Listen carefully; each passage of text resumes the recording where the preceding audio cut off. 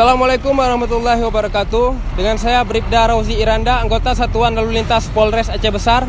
Mohon izin melaporkan situasi terkini arus lalu lintas pada hari Sabtu tanggal 7 Mei 2022 pada pukul 21.00 waktu Indonesia Barat. Mohon izin Komandan, untuk situasi terkini arus lalu lintas saat ini masih terpantau ramai dan lancar. Adapun untuk arus balik juga terpantau ramai dan lancar. Diperkirakan untuk puncak arus balik akan terjadi pada esok hari Minggu tanggal 8 Mei 2022.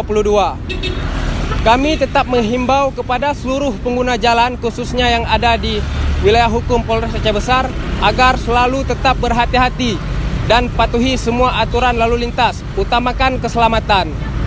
Dan kami juga menyarankan kepada para pengguna jalan yang sudah merasa ngantuk atau kelelahan agar segera beristirahat sejenak pada pos pelayanan atau pos pengamanan terdekat yang telah kami sediakan. Kami dari kepolisian, khususnya Polres Aceh Besar, telah menyediakan berbagai fasilitas seperti tempat tidur, tempat istirahat, hingga kopi gratis. Kami ingatkan sekali lagi kepada seluruh pengguna jalan, utamakan keselamatan Anda. Demikian yang dapat saya laporkan. Saya Bribda Rauzi Iranda, mohon izin undur diri.